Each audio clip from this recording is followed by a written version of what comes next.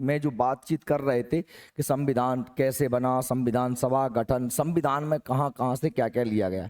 आज हम जो बात करने वाले हैं वो बहुत महत्वपूर्ण बात करने वाले हैं। सबसे पहले तो हम अपने संविधान के लक्षणों की बात करेंगे कि हमारा जो संविधान है, इंडियन कॉन्स्टिट्यूशन है, उसमें हमको वो संविधान आखिर है कैसा। लक्षण समझते हो ना, जो मोड़ा बहुत उद्यमी है, जो बेईमान है, पास में रहे हो, लक्षण तो जानते ही हो ना। हम पहले संविधान के लक्षणों की बात करते हैं। हमारे संविधान के लक्षण हैं कैसे, अच्छो है, बुरो है, भलो है, कैसो है। एक दूसरा हम संविधान की उद्देशिका, प्रस्तावना, प्रियम्बल को पढ़ेंगे। ठीक है, चलिए तो हम देखते हैं। हमने ये सब पढ़ लिया है। संविधान के लक्षण ये देखना है, संविधान के लक्षण। ठीक है, अब लक्षण मतलब हमने कहा साहब संविधान एक प्रकार से आप उसके गुण भी कह सकते हो, लक्षण भी कह सकते हो।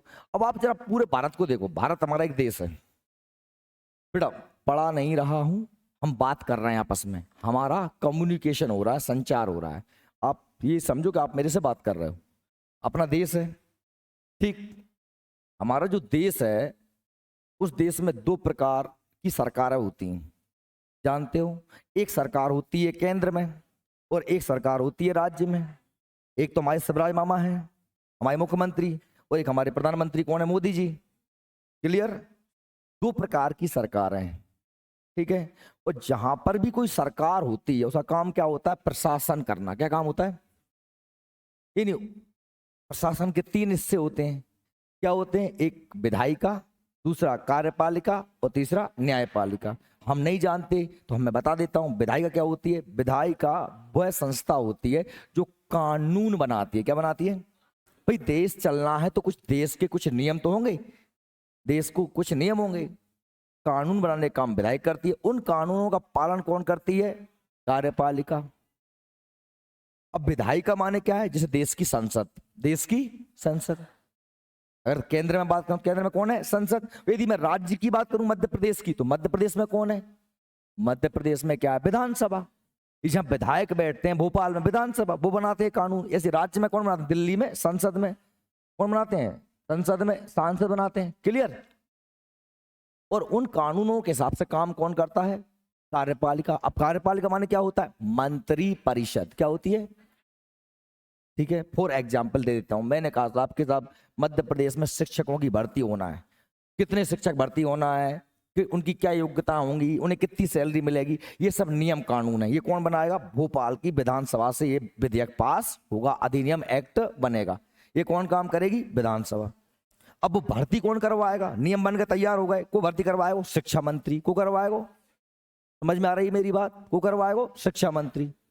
ठीक है, शिक्षा मंत्री का आधार भर्ती करवाएगा जो विधानसभा ने नियम या विधेयक एक्ट पारित। क्लियर है, उसी के साथ परीक्षाएं होंगी। बे आदमी फर्म डाल पाएंगे जिन पर डीएड बीएड है, या उनकी इतनी सैलरी होगी, कब पेपर होगी, ये सारी चीजें। अगर मान लो विधायक या मंत्री जो था, मंत्री ने अपने मौसी के मोड़ा छूट दे कि तू तो बिना डीएड बीएड कोई फॉर्म डालता, जबकि नियम क्या था, डीएड बीएड वाला ही फॉर्म डालेगा। ये नियम किसने बनाया था, विधायिका ने बनाया था। किसने बनाया था, विधायिका माने विधानसभा। ओके, तो ये नियम के विरुद्ध काम हुआ हुआ तो ये जो काम विधायिका जो विधान बना रही है, कार्यपालिका उन्हीं के हिसाब से काम कर रही है या नहीं कर रही, मंत्री जी ने जो गड़बड़ घोटाला करो है वो का हिसाब से, मतलब उन्होंने नियम के हिसाब से नहीं चले, तो ये सब कुछ देखती कौन है, न्यायपालिका। कौन देखती है, न्यायपालिका माने अदालत है, जज। वो फिर कहेंगे भाई मंत्री जी आपने ये गलत काम किया। ठीक है, तो ऐसे ही तीनों अंग हैं प्रदेश में, तीनों अंग हैं केंद्र में। ठीक है, क्लियर हो गई ये बात। अब हम ये कह रहे हैं कि साहब जब बात भाई कानून बनावेगी, काहे की कानून बनाएगी, कानून बनाने की बात हुई, ध्यान सुनना। अब मान लो हम मास्टरन की भर्ती करवा रहे थे, और मास्टरन की भर्ती में केंद्र की सरकार ने एक नियम बना दो कि मास्टर के फार्म वे व्यक्ति डाल पाएंगे जिन पे डीएड बीएड होएगो। बात समझ में आ गई, क्लियर। अच्छा, अब हमने कही केंद्र की विधानसभा अलग है, राज्य की अलग है विधायिका। राज्य ने बनाया कि डीएड बीएड वाला, या केंद्र ने बनाया कि डीएड बीएड वाला ही फॉर्म डाल पाएगा? राज्य ने कह दे कि साहब बिना डीएड बीएड वाला डाल दो। बात को सुनना समझना, एक ही मुद्दे पर दो सरकारों ने अगर अलग अलग कानून बना दिया तो लड़ाई होगी कि ना होगी? लड़ाई होगी।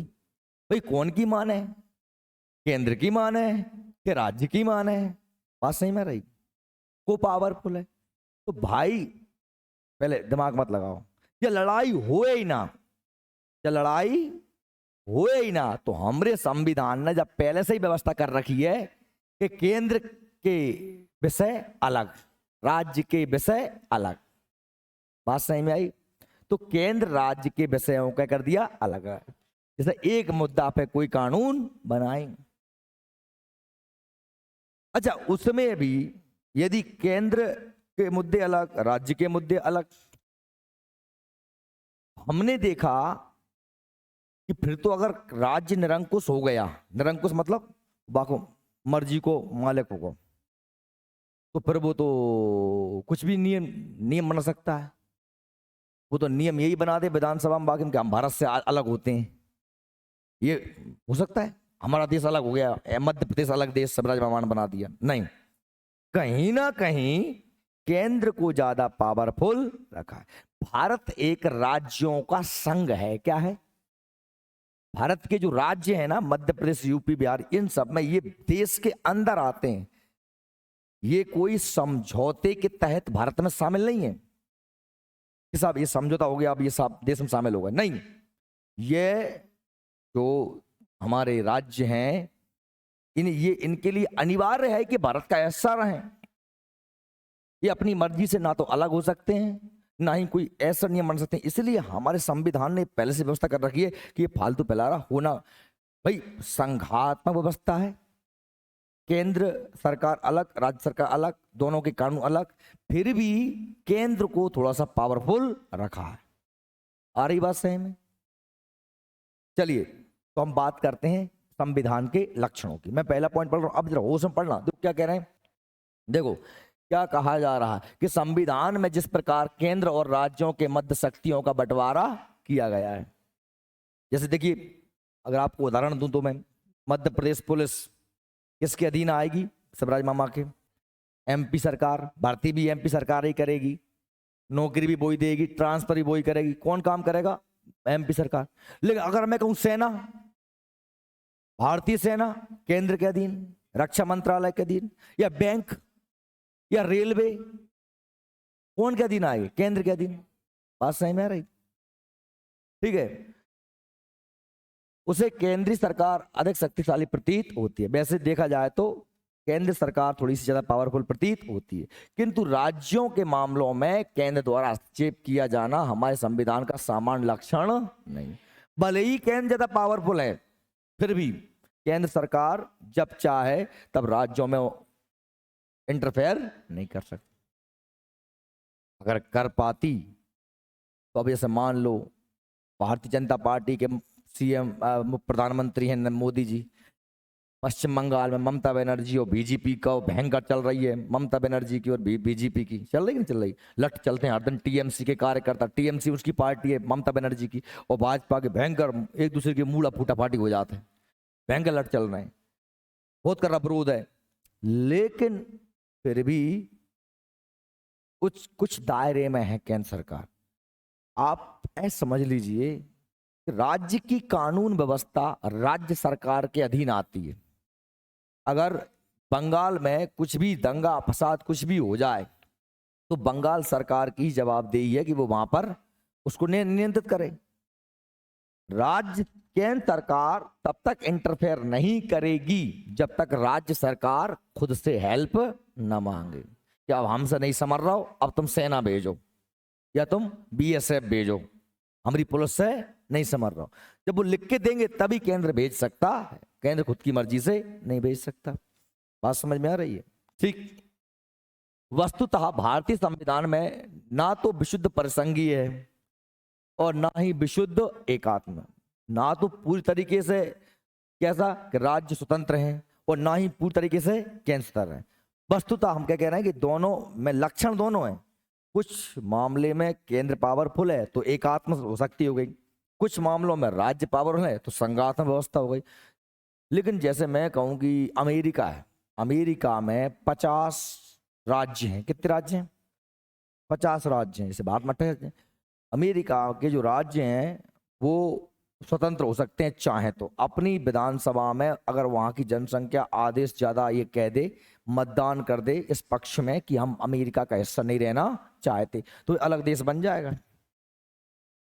अमेरिका में 50 राज्य हैं तो हर नागरिक अमेरिका का एक तो अमेरिकी है, को है अमेरिकी। और अगर मान लो वो कैलिफोर्निया का है ना, कैलिफोर्निया का प्रदेश है, अमेरिका का प्रदेश क्या है? कैलिफोर्निया। तो एक उसकी नागरिकता कैलिफोर्निया की है। जैसे जैसे हम भारतीय हैं और हम पंजाबी हैं कि मध्य प्रदेशियन हैं और ये, पर इंडिया में ऐसा नहीं होता। इंडिया में तुम किसी भी कोने में रहोगे, आप केवल और केवल क्या हो? भारतीय। बात सही में आ रही? इसलिए भारत में इकहरी नागरिकता है, अमेरिका में दोहरी नागरिकता। और नागरिकता की व्यवस्था हमने कहां से ली थी? ब्रिटेन के संविधान से।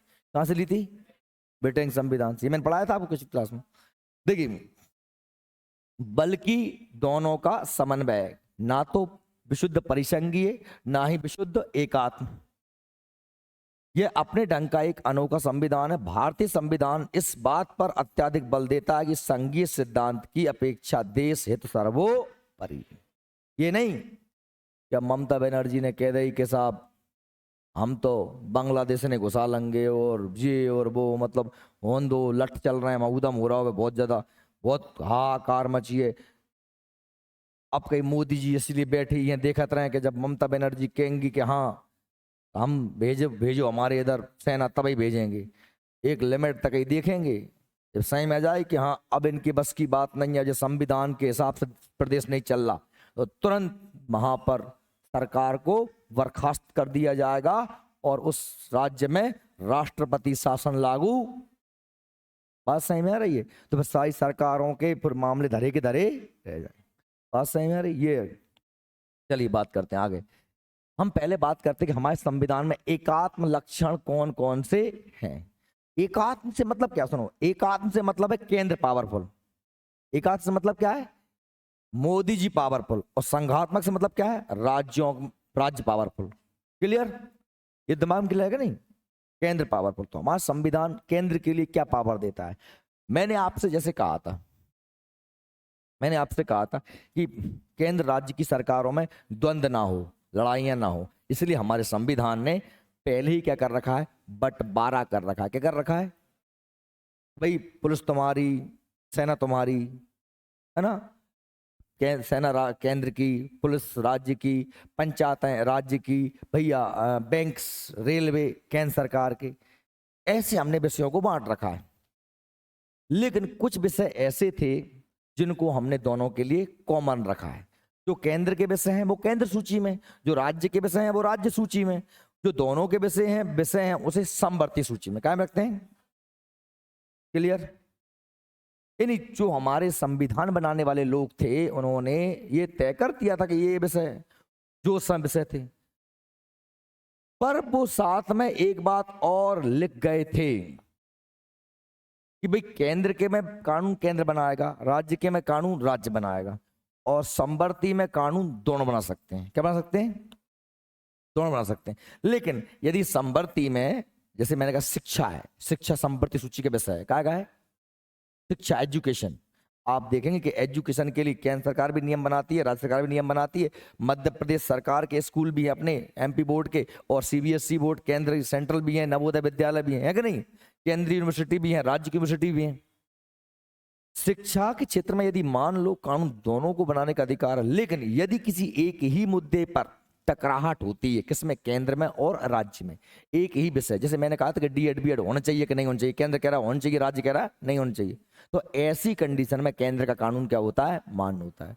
एक ही विषय। ये क्लियर हो गया? एक चीज, सारे विषय बंटवारे हो गए। लेकिन फिर भी संविधान बनाने वालों ने यह तय किया था कि भैया अगर जितने हमें याद आ गए वे तो हमने लिख दे, केंद्र के लान लिख दे, राज्य के लान लिख दे। लेकिन यदि कभी छूट गए हुए, क्या कह रहा हूं भैया, कछु छूट गए हुए तो उन्हें कहेंगे क्या? अपन अवशिष्ट विषय। क्या कहेंगे? वे किसके अधीन होंगे? केंद्र के अधीन। किसके अधीन होंगे?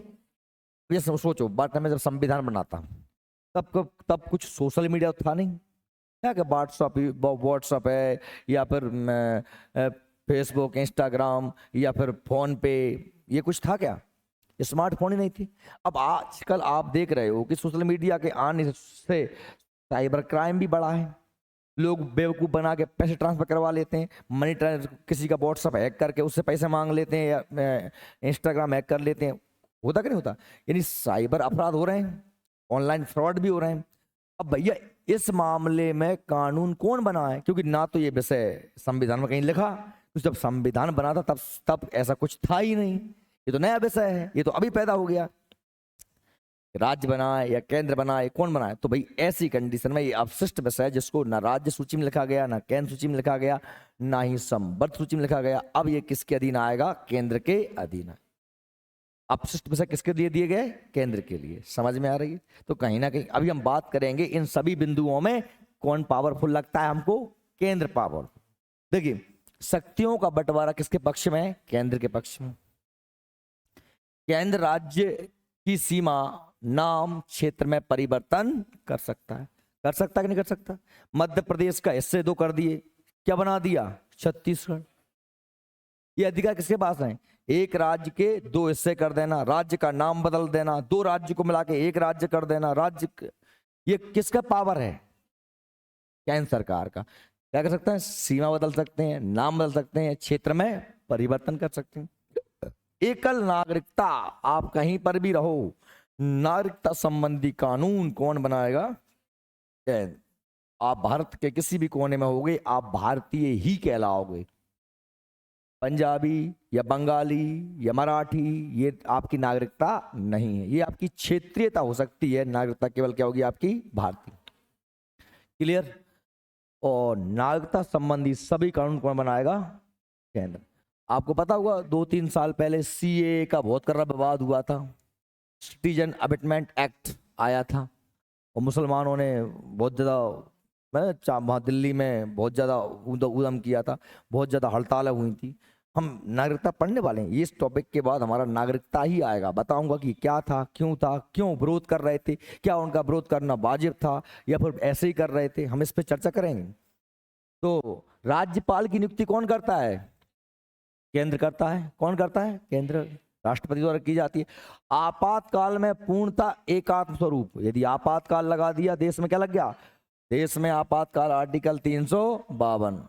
तो फिर राज्य की शक्तियां छीन, पूरी पावर किस पर आ जाती है? केंद्र के पास। या फिर लग जाए क्या? आर्टिकल 356, ये लगता है राज्य में राष्ट्रपति शासन, राज्य में राष्ट्रपति शासन।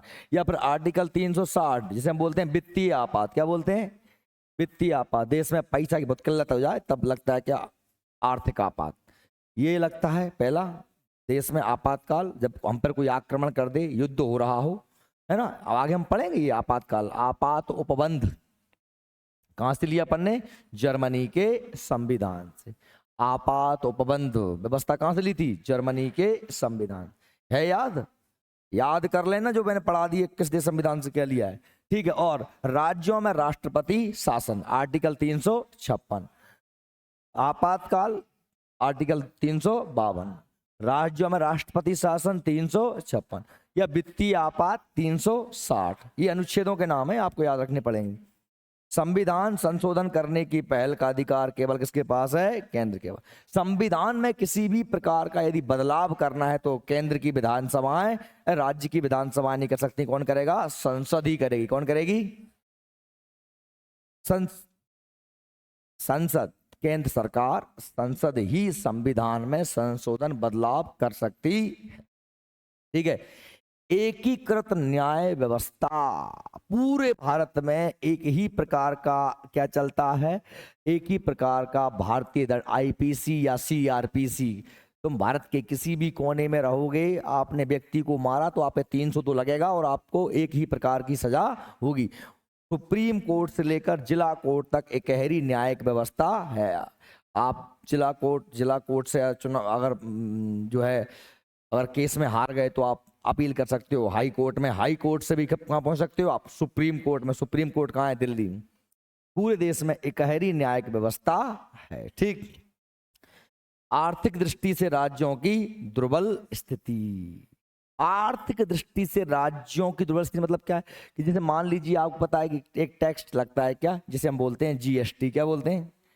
ये अभी आ गया, पहले तो नहीं लगता। पहले तो अलग अलग टैक्स लगते थे, बैट मैट और ये वो फलाना ठिकाना, सारे टैक्स को मिला करके हमने एक एक टैक्स बना दिया। एक टैक्स, एक कर, एक देश एक कर, जीएसटी, है ना। गुड्स एंड सर्विस टैक्स, वस्तु एवं सेवा कर लगता है किसी पर 4%, है ना, 12%, 18%, अलग अलग 4 स्लैब 4 स्टेप है इसकी जीएसटी की। ये सारा कलेक्शन करता कौन है? केंद्र सरकार। जीएसटी लेता कौन है? केंद्र सरकार। और फिर जीएसटी का कलेक्शन पैसा उगाती है केंद्र सरकार। कौन उगाती है? केंद्र सरकार। और फिर वो केंद्र सरकार उस पैसे में से राज्यों को बांट देती है। अब तुम जा भी समझ रहे हो, जब बांटने को अधिकार है, मुंह पे यंगे पूरे लड़ुआ, तो फिर मैं चीन चीन के देंगे नहीं। मेरी बात सही में, ये मेरो खास आदमी है तो तू दो दो ले ले, वो नेक एक में से नेक आदत टोर के जा अपनी चल रही है दूसरी पार्टी की। तो ये थोड़ी सी क्या होती है, दिक्कत भी हो जाती है। आ रही बात सही? अंतरराष्ट्रीय संधियों के पालन हेतु विधायी शक्ति किसके पास है? केंद्र के। यानी पाकिस्तान के साथ अंतरराष्ट्रीय संधियां, या किसी देश दूसरे देश साथ में कैसा हमें संबंध रखना है, संधि करना है, समझौता करना है, लड़ाई करना है, बुराई लेना है, ये सब कौन करेगा? केंद्र सरकार। शिवराज सिंह चौहान के पास पावर नहीं है मध्य प्रदेश के, किसी प्रदेश की सरकार के पास, किसी पास? केंद्र सरकार के पास। ठीक। और गुड मॉर्निंग। महत्वपूर्ण विषयों का एकीकृत रूप संघ की राज्यों को निर्देश देने की शक्ति। आर्टिकल 256 में केंद्र राज्य संबंध हम पढ़ेंगे। केंद्र सरकार, संघ माने केंद्र सरकार, राज्यों को क्या दे सकती है? दिशा निर्देश। जैसे कि कोरोना टाइम पे दिए थे ना कि सभी लोग अपने, सभी राज्य अपने इधर क्या लगा लें, लॉकडाउन। किसने दिए थे? मोदी जी ने। सब राज्यों से कहा था, राज्य चाहते तो लगाते ना, लेकिन राज्यों को केंद्र के निर्देश मानने होते हैं। राज्यों के प्रतिनिधियों में समानता, राज्यों के प्रतिनिधित्व में समानता नहीं है, क्योंकि आप देखते हैं समानता नहीं है। क्या क्या समझ नहीं? राज्यसभा में देखोगे तुम, कायम देखो राज्यसभा में मध्य प्रदेश के 11 राज्यसभा के सदस्य होंगे, या लोकसभा के 29 होंगे, जबकि बगल में उत्तर प्रदेश है, वो तो वहां लोकसभा के सांसद कितने होंगे? 80 होंगे। बात सही में आ रही है? तो हर राज्य के सांसद और सांसद दिल्ली में अलग अलग बैठते हैं, इसलिए क्या नहीं है? समानता नहीं है। सही में आ रही है? किसी प्रदेश से कम सांसद चुने जाते हैं, किसी से ज्यादा चुने जाते हैं। ठीक है। अधिकारी का तंत्र नियंत्रण। आप देखें जितनी भी आईएएस हो या आईपीएस हो, IAS Indian administrative service, collector, IPS भारतीय पुलिस सेवा, एसपी, एसपी कलेक्टरों की भर्ती कौन करता है? यूपीएससी। कौन काम करता है?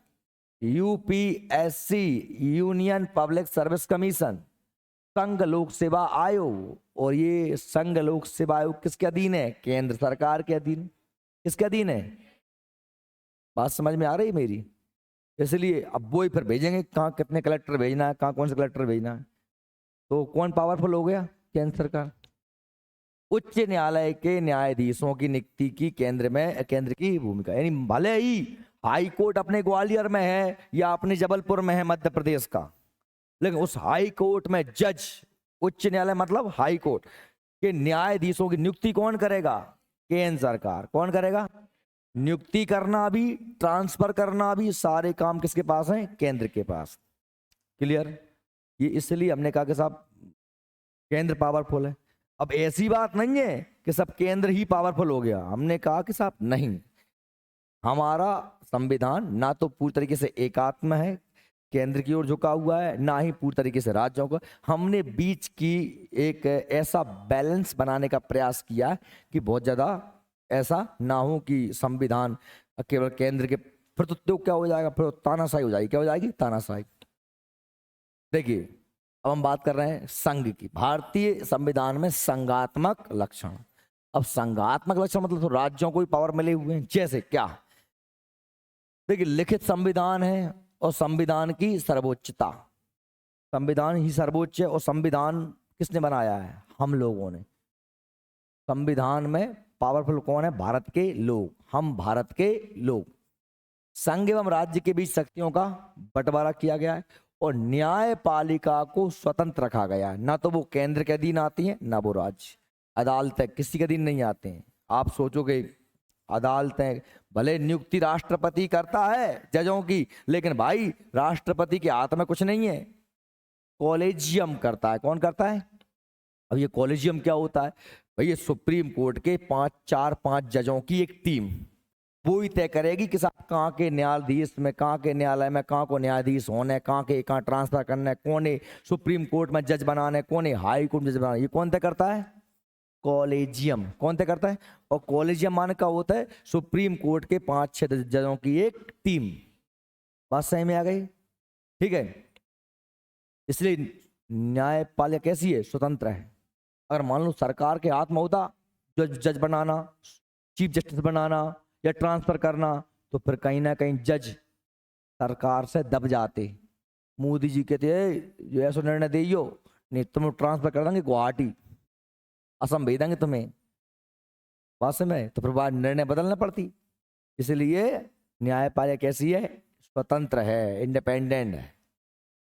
ठीक है। केंद्र और राज्यों की सरकारें अलग अलग हैं, अलग अलग विधायिकाएं, अलग अलग कार्यपालिकाएं, इसलिए संघात्मक व्यवस्था है। संसद में उच्च सदन राज्यसभा की उपस्थिति।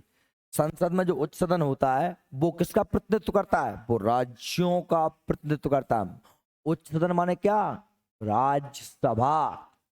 संसद जानते हो ना, दिल्ली में संसद, संसद जो हमारी है दिल्ली में, उसमें 2 कमरा है। एक का नाम होता है क्या? लोकसभा। और एक का नाम क्या होता है? राज्यसभा। राज्यसभा और लोकसभा से मिलकर क्या बनती है? संसद बनती है। जो लोकसभा में बैठते हैं MP, member of parliament, Lok Sabha के सदस्य, उनका हम चुनाव करते हैं, उन्हें हम वोट देते हैं। जैसे हमारे डॉक्टर कृष्णपाल सिंह यादव, केपी यादव सांसद जी हैं हमारे, हमने उन्हें वोट दिया, वो चुन के गए। राज्यसभा में भी सांसद बैठते हैं, मेंबर ऑफ पार्लियामेंट, संसद के इन्हें भी सांसद कहते हैं, पर ये हम इनका चुनाव नहीं करते। सिंधिया जी चुनाव हार गए थे, लेकिन सिंधिया जी फिर भी सांसद बन गए। कहां से बन गए? पिछले दरवाजे से। ये पिछला दरवाजा है, इसमें सांसद बनने के लिए जनता को वोट देने पड़ते हैं। यहाँ कौन वोट देता है? विधायक। कौन वोट देते हैं? और विधायक कौन है? राज्य के प्रतिनिधि। कौन है? राज्य के प्रतिनिधि। इसलिए राज्यसभा राज्यों की सभा है। ये भारत की संसद में राज्यों का प्रतिनिधित्व करती है। इसे उच्च सदन भी कहा जाता है, लोकसभा को निम्न सदन कहा जाता है। हम आगे इनके डिटेल से पढ़ने वाले हैं। ठीक। उपयुक्त लक्षण का अतिरिक्त कई ऐसे तत्व भी हैं जिनका वर्णन संविधान में नहीं है, लेकिन वे संघीय स्वरूप को प्रभावित करते हैं। जैसे कि भारत में दलीय स्वरूप, अलग अलग पार्टियां हैं, क्षेत्रीय पार्टियां भी हो सकती हैं। अब जैसे मान लो अपन ने कही समाजवादी पार्टी, तो वह कहाँ की पार्टी है? क्षेत्रीय पार्टी है। तो देखो दलीय प्रथा मतलब क्या है कि भाई भारत में हमारी जो है अपनी, हम अगर देखें तो अपनी क्षेत्रीय पार्टियां हैं, कुछ राष्ट्रीय पार्टियां हैं, होती कि नहीं होती? जैसे भारतीय जनता पार्टी है, कांग्रेस है, ये पूरे देश में राष्ट्रीय पार्टी हैं। लेकिन मैंने कहा साहब हमने कहा साहब अपनी समाजवादी पार्टी है तो अकेली उत्तर प्रदेश में, शिवसेना अकेली महाराष्ट्र में, अकाली दल अकेला पंजाब में, हमारे तो थोड़ी लड़ते हैं। तो क्षेत्रीय पार्टियां भी होती हैं। तो ये दलीय स्वरूप भी। प्रधानमंत्री का करिश्माई व्यक्तित्व मतलब क्या है कि भले ही भारत का मुखिया कौन है? राष्ट्रपति है। संवैधानिक प्रमुख कौन है? राष्ट्रपति। सारे कानून राष्ट्रपति के सिग्नेचर से ही बनते हैं, सारी व्यवस्था राष्ट्रपति के नाम से होती है, अन्य देशों के साथ संधि समझौता सब कुछ राष्ट्रपति के नाम से होते हैं। लेकिन बेचारे मुर्मू जी, ये कौन पूछ रहा है? द्रौपदी मुर्मू भारत की राष्ट्रपति है नहीं? कौन है राष्ट्रपति? द्रौपदी मुर्मू। बेचारी पुतरिया सी ठाणी रहते हैं, ऐसी नैथानी से अपने। मोदी जी कैसे फिरते हैं? पगरैत से। पगरैत जानते हो नहीं? जाना मोदी जी पगरैत से फिरते हैं। मुर्मू जी बैठी नैथानी सी। रोल है किसका? मोदी का। पगरैत नहीं जाना है? अरे गजब कर रहा है यार। पगरैत नहीं जानता? पगरैत का मतलब होता है जे के घर हुए ब्याह, और वो मुखिया घर को मुखिया जी के मोड़ा को ब्याह है, तो बात देखो तुम बात फरत इत इत भार ए मोड़ा कितने देंगे आते पांच बना गए। अरे वो तेल ले आओ को नहीं लेके आओ, ओए वो सामान आ को नहीं है, कौन कितने पैसे चाहिए? वो आदमी करता ही रहता है बात सके था पगरैत, आ गई अग्रो अग्रो ठीक है। योजना आयोग वर्तमान में नीति आयोग हो गया, पहले योजना आयोग था, ये संवैधानिक निकाय नहीं है, योजना आयोग था, अब उससे क्या गया है नीति आयोग। देश राज्य और केंद्र सभी पूरे प्रदेशन के मुख्यमंत्री, पूरे प्रदेशन के मुख्यमंत्री और अपने प्रधानमंत्री सब जने बैठ के योजना बनाते हैं कि अपने देश में क्या काम करने चाहिए, शिक्षा क्षेत्र में, स्वास्थ्य क्षेत्र में, रोजगार क्षेत्र में, जो है तो पहले योजना आयोग, अब बाकी जगह को नाम का बदल दो नीति आयोग। नीति आयोग का पूरा नाम है national institute for transforming India. NITI Aayog के अध्यक्ष कौन होते हैं? प्रधानमंत्री। यह एक गैर संवैधानिक निकाय है। इसका मतलब क्या होता है कि इसमें संविधान में इसकी चर्चा नहीं है, गैर संवैधानिक, ठीक। और राष्ट्रीय विकास परिषद, ये भी है ना गैर संवैधानिक निकाय है। ये संविधान से अलग भी बातें हैं जो भारत को एक संघात्मक राज्य बनाती, ठीक है, जिसमें केंद्र राज्य को मिलकर चलना होता है, और एक आता है केंद्र ज्यादा पावरफुल होता है, ठीक है। अब देखो, अब हम बात कर रहे हैं भारत संविधान के उद्देश्य की बात कर रहे हैं। क्या की बात कर रहे हैं? उद्देश्य की बात करते हैं।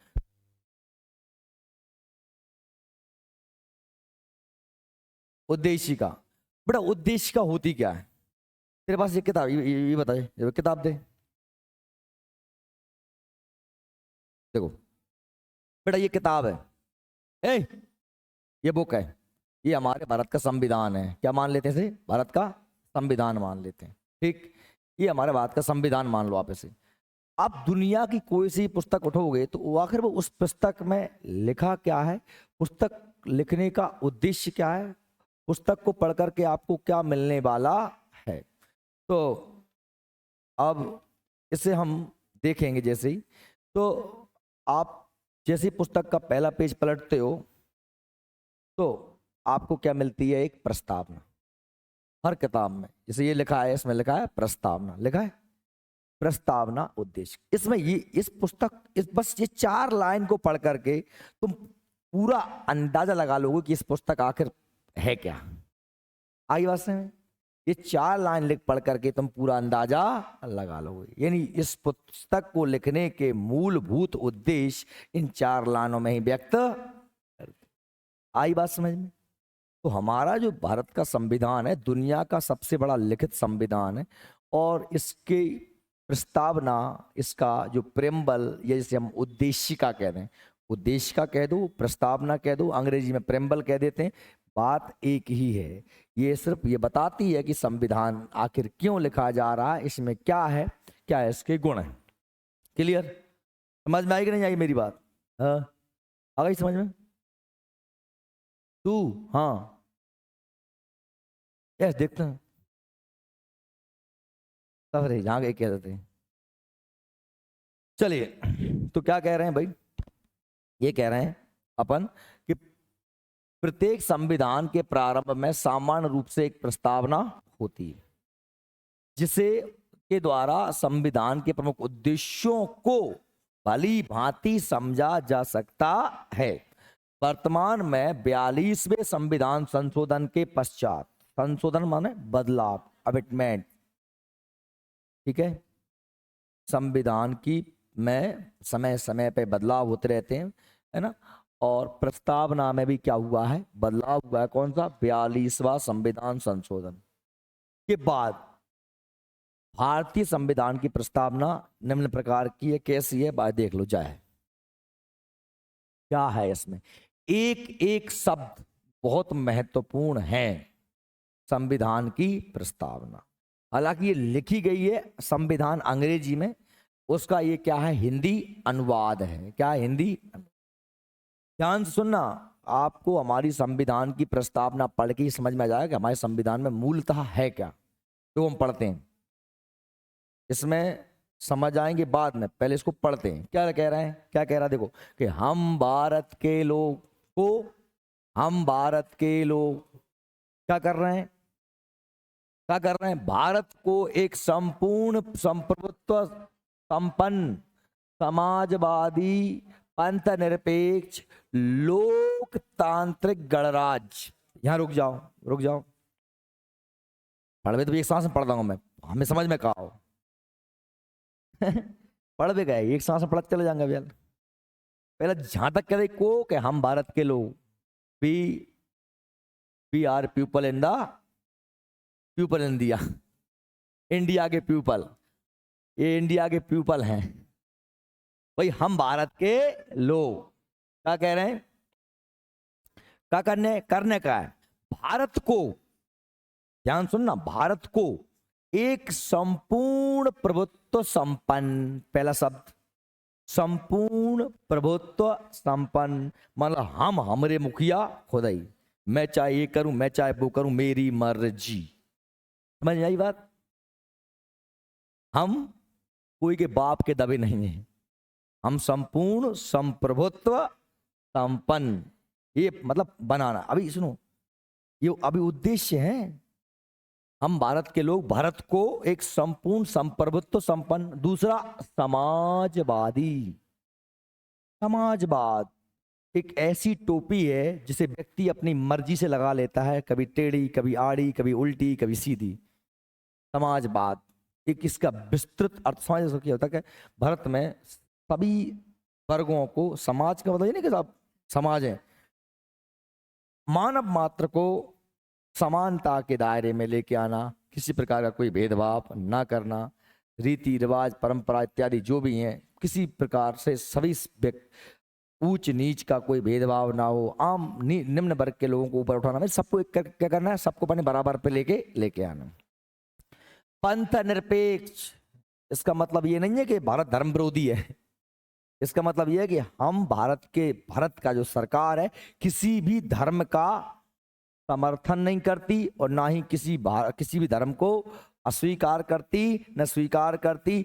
भारत के नजर में सभी धर्म समान है और सभी का सम्मान किया जाता है, पर सरकार किसी एक धर्म को प्रशय बढ़ावा नहीं देगी।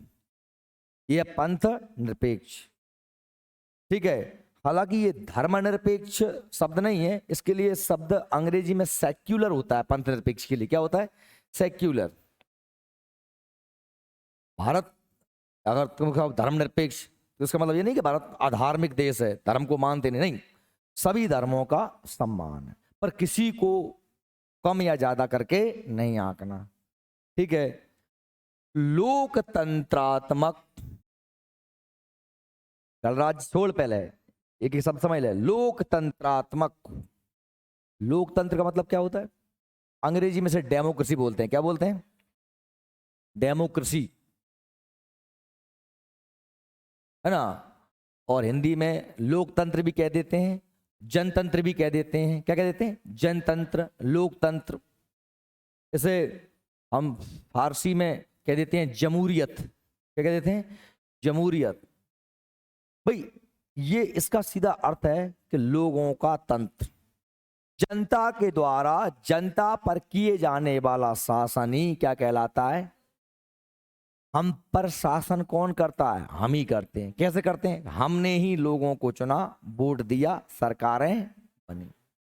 आई बात सही में।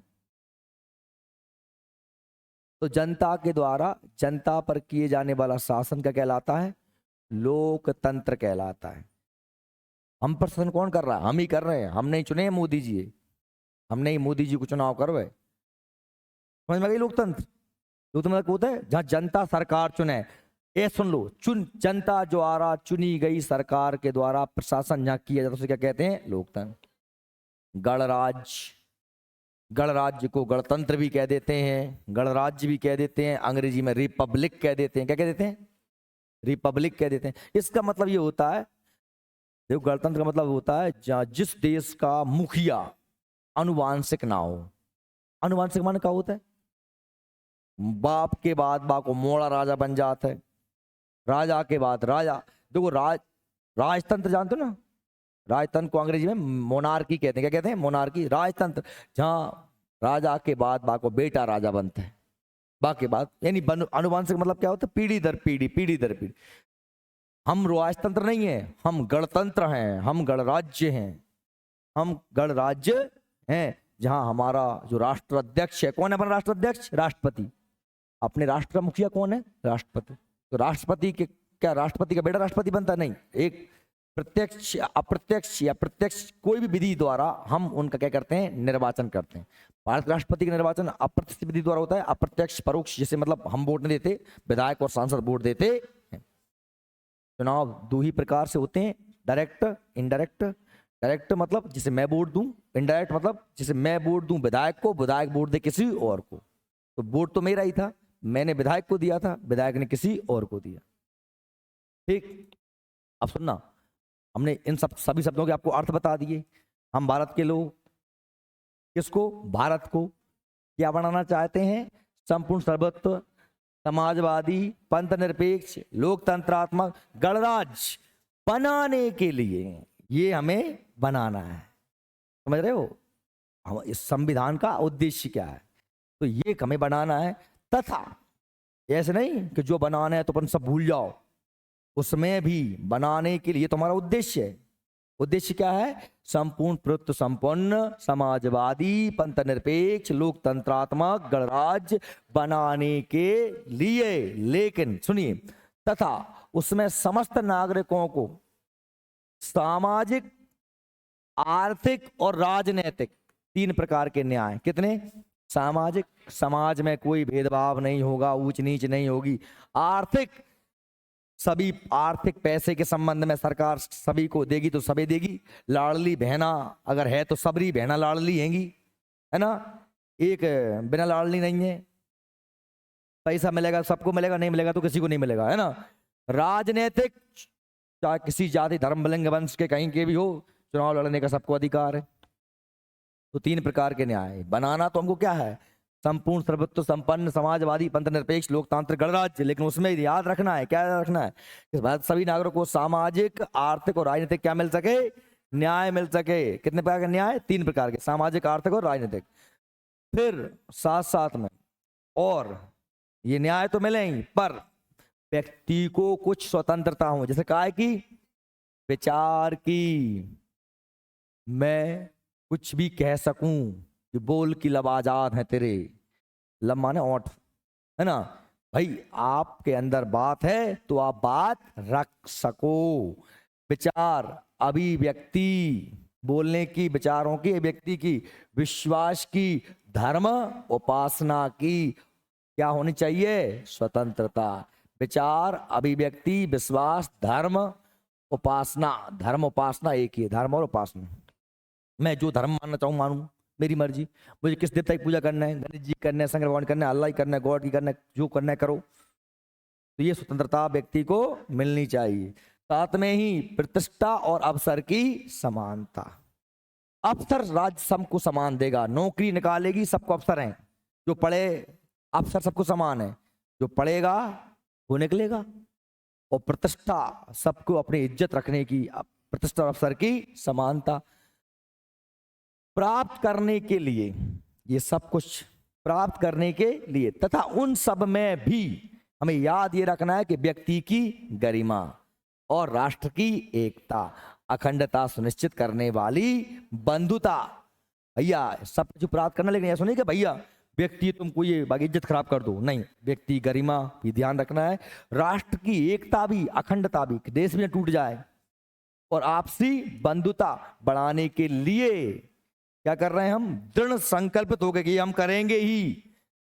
दृढ़ संकल्पित होकर अपनी इस संविधान सभा में आज तारीख 26 नवंबर 1949, याद है ना? इसे क्या मनाते हैं? इसे संविधान दिवस। 26 नवंबर 1949 को ईस्वी मिति मार्गशीर्ष शुक्ल सप्तमी, मिति मार्गशीर्ष शुक्ल सप्तमी, 7 है कितना? 7 हैगी, शुक्ल 7 है माने जो अपने लाख तो भाव, है ना? शुक्ल 7 है, संवत 2006 विक्रमी संवत 2006, विक्रमी संवत 2006 था। आप जानते हैं संवत आगे चलता है काय से? सन से। इसमें तुम कितने जोड़ दोगे? 58 जोड़ दोगे तो क्या निकल आएगा? संवत। 57 या 58 जोड़ के क्या निकाल लेते हैं अपन? संवत।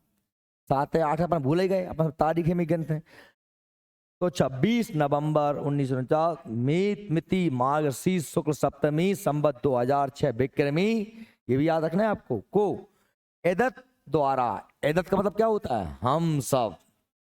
एदत मतलब क्या होता है? एदत द्वारा, इस संविधान को जो बन गया है, इस संविधान को अंगीकृत करते हैं, अधिनियमित, अधिनियम मतलब अभी अधिनियम बन गया है, और आत्मर्पित माने खुद को ही समर्पित करते हैं हम सब लोग। बात सही में आई? एक एक चीज, एक एक पॉइंट, इसमें से कुछ छोड़ा नहीं जाएगा।